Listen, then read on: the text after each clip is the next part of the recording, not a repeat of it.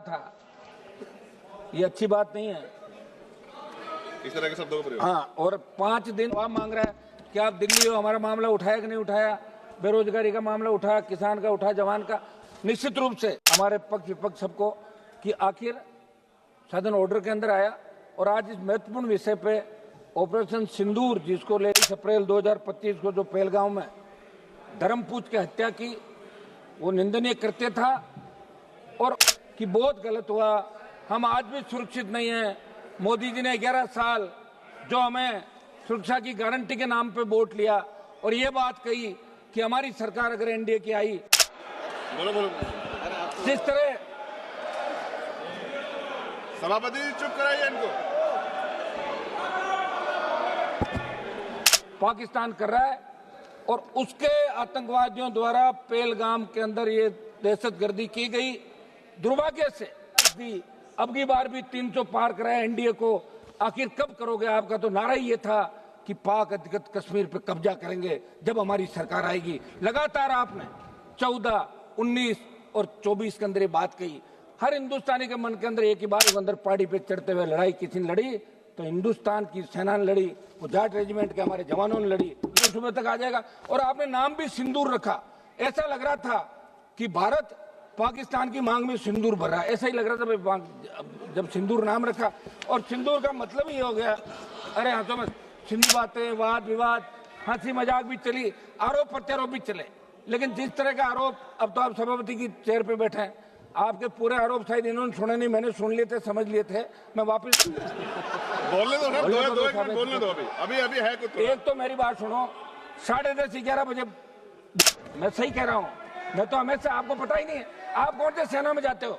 मैं तो उस जाति से आता हूँ जिस जाति के सबसे ज्यादा लोग सेना के अंदर जाते हैं और सबसे ज्यादा साथ देते हैं। अब लोग व्यापारी लोगों क्या पता सेना क्या होती है। तो मेरी मांग है कि अग्निवीर को समाप्त करके पूर्व की भांति सेना भर्ती रैलियां कराएं। प्रधानमंत्री जवाब दे तो सिंदूर क्यों नाम रखा, सिंदूर कहां भरा, इस बात का भी पूरा प्रधानमंत्री के जवाब के अंदर। सभापति महोदय, सबसे पहले तो मैं आपको धन्यवाद दूंगा कि आपने सदन के अंदर आज पहलगाम हमले के बाद ऑपरेशन सिंदूर पे जो चर्चा रखी और हमें बोलने का अवसर दिया। जिस तरह का वाद विवाद चल रहा था, ये अच्छी बात नहीं है इस तरह के शब्दों का प्रयोग। हाँ, और 5 दिन लगातार सदन बाधित रहा, पूरा देश देख रहा है। उसके क्या कारण थे? अगर यही होना था ये तो पहले ही दिन हो जाता, फिर 5 दिन बाधित क्यों रहता सदन? पूरे देश का जवान, किसान, हर व्यक्ति हमसे जवाब मांग रहा है कि आप दिल्ली हो, हमारा मामला उठाया कि नहीं उठाया, बेरोजगारी का मामला उठाया, किसान का उठा, जवान का। निश्चित रूप से मैं आपको धन्यवाद दूंगा, अध्यक्ष जी को और हमारे पक्ष विपक्ष सबको, कि आखिर सदन ऑर्डर के अंदर आया और आज इस महत्वपूर्ण विषय पे ऑपरेशन सिंदूर, जिसको लेके हर भारतीय के मन के अंदर ये था कि ऑपरेशन सिंदूर के बारे में खुली चर्चा होनी चाहिए। आज सदन के विद्वान सदस्यों ने अपनी अपनी बात रखी।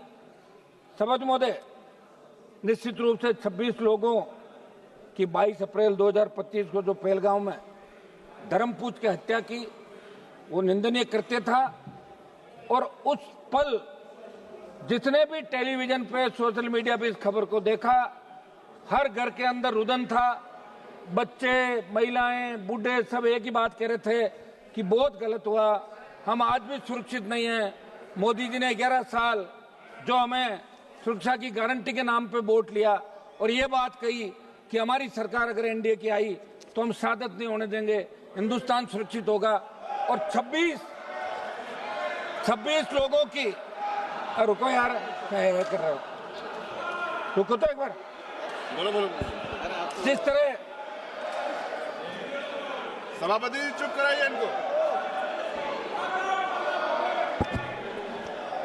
जिस तरह 26 लोगों की निर्मम हत्या की,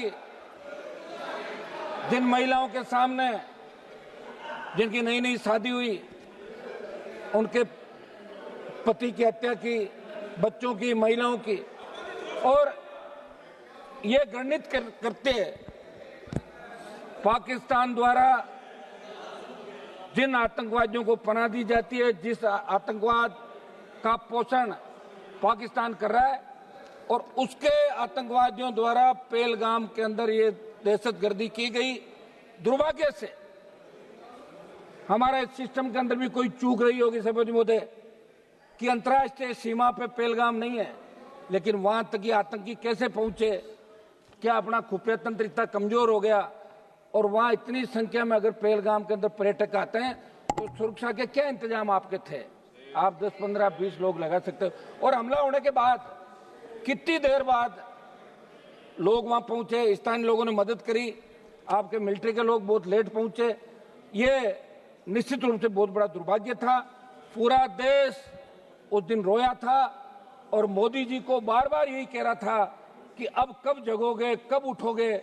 आप तो कह रहे थे कि पीओके पे कब्जा कर लेंगे, आपको 303 दी, आपको 350 दी, अब की बार भी 300 पार कराया एनडीए को। आखिर कब करोगे? आपका तो नारा ही ये था कि पाक अधिकृत कश्मीर पे कब्जा करेंगे जब हमारी सरकार आएगी। लगातार आपने 14, 19 और 24 के अंदर ये बात कही।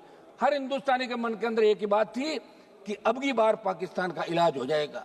निश्चित रूप से इजराइल जैसे छोटे देश जो अपनी लड़ाई खुद के दम पर लड़ रहे हैं, 140 करोड़ का भारत देश जिसकी सेना विश्व के अंदर सबसे मजबूत सेना है, जब भी सेनाओं की बात आती है तो कारगिल युद्ध के दौरान 20,000 फीट ऊंची पहाड़ियों पे अगर 50 किलो गोला बारूद लेके 47 लेके इस विकट परिस्थितियों के अंदर पहाड़ी पे चढ़ते हुए लड़ाई किसी ने लड़ी तो हिंदुस्तान की सेना ने लड़ी, वो जाट रेजिमेंट के हमारे जवानों ने लड़ी। ये अमेरिका के अखबारों के अंदर छपा था।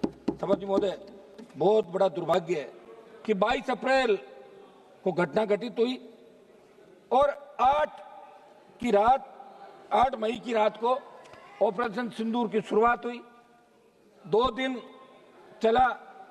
आपने कहा पाकिस्तान घुटनों के बल आ गया और देश के मीडिया ने यह कहा कि कराची पहुंच गए, लाहौर पे कब्जा कर लिया, इस्लामाबाद में झंडा फहराने वाले। तो हमने लगा हो गया काम, पाकिस्तान तो सुबह तक आ जाएगा। और आपने नाम भी सिंदूर रखा। ऐसा लग रहा था कि भारत पाकिस्तान की मांग में सिंदूर भर रहा है, ऐसा ही लग रहा था भाई जब सिंदूर नाम रखा। और सिंदूर का मतलब ये हो गया, अरे हाथों में, सिंदूर का मतलब ये होता है कि हमारे हिंदू धर्म के अंदर सिंदूर का, आप रुकिए साहब, ऐसे क्या कर रहे हो? आप खुद तो आधा घंटा भाषण दे दिया तो मुझे कह रहे हो जाओ, आप कमाल कर रहे हो। तो नहीं बोले और क्या। सिंदूर हमारे हिंदू धर्म के अंदर सिंदूर का मतलब है कि महिलाएं सिंदूर पति को मानती है, वो मांग भरती है सिंदूर कि मेरा पति। तो सिंदूर तो भारत ने भर दिया पाकिस्तान के अंदर, तो पाकिस्तान तो पत्नी हो गई भारत की। ले आओ विदाई, बाकी लेके आ जाओ, आप हो गया सारा काम। तो मेरा सभापति जी एक ये था कि अपन इस सदन के अंदर चर्चा कराएं, सारी बातें, वाद विवाद, हंसी मजाक भी चली, आरोप प्रत्यारोप भी चले। लेकिन जिस तरह का आरोप, अब तो आप सभापति की चेयर पे बैठे हैं, आपके पूरे आरोप शायद इन्होंने सुने नहीं, मैंने सुन लिए थे, समझ लिए थे, मैं वापस नहीं बताऊंगा जो आपने क्या कहा था। सभापति जी, जो दुर्भाग्य था कि आतंकवाद कोई नया नहीं है हिंदुस्तान के अंदर, पहले भी लगातार, चाहे कांग्रेस की सरकार रही, चाहे बीजेपी की सरकार रही, आतंकी तो लोकसभा के अंदर घुस गए थे। लोकसभा के अंदर अगर थोड़ा सा आगे आ जाते और हमारे उस समय वो लोकसभा के जो पार्लियामेंट सिक्योरिटी के जवान सादत नहीं देते तो कितने एमपी मारे जाते। उससे पहले भी लोकसभा, क्या हो गया? बोलने दो सर, दो एक मिनट बोलने दो। अभी है कुछ। एक तो मेरी बात सुनो, 10:30 11 बजे बुलवा रहे हो आप, ठीक है, खबर तो अखबार में छपनी नहीं, ये तो तय है, सिर्फ सोशल मीडिया से काम निकलेगा। और हम ये बैठे हैं, इसका मतलब हम मजबूत लोग हैं जो सेना के सम्मान के अंदर रात को 12 बजे भी हाउस के अंदर बैठे हैं। हाउस में अभी 150 से ज्यादा संख्या नहीं होगी सांसदों की, लेकिन हम सेना के सम्मान के लिए यहाँ बैठे। सभापति महोदय, हम 2-3 जो प्रमुख हमारी चीजें हैं, एक तो घुसपैठ कैसे हुई, इस मामले के अंदर जांच होनी, आखिर घुसपैठ कैसे हुई, उसकी जांच क्या रही।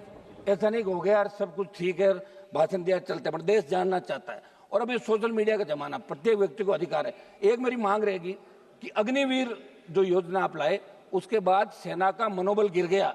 मेरी मांग रहेगी, आप मिनिस्टर लोग बैठे यहाँ पे, इस अग्निवीर को समाप्त करें, क्योंकि अगली बार अगर कोई बात हो गई तो फिर मैं सही कह रहा हूँ, मैं तो हमेशा, आपको पता ही नहीं है, आप कौन से सेना में जाते हो, मैं तो उस जाति से आता हूँ जिस जाति के सबसे ज्यादा लोग सेना के अंदर जाते हैं और सबसे ज्यादा साथ देते हैं। अब लोग व्यापारी लोगों के अपने सेना क्या होती है। तो मेरी मांग है कि अग्निवीर को समाप्त करके पूर्व की भांति सेना भर्ती रैलियां कराएं। और इसके अंदर जब प्रधानमंत्री जवाब दे तो सिंदूर क्यों नाम रखा, सिंदूर कहां भरा, इस बात का भी पूरा प्रधानमंत्री के जवाब के अंदर धन्यवाद। हम सब सेना को सैल्यूट करते हैं। एक मिनट सर सुने, सेना को हम सैल्यूट करते हैं और इसके अंदर जो लोग सीज फायर श्री बालासुरी जो लोग मारे गए उनको भी हम नमन करते हैं। उन लोगों का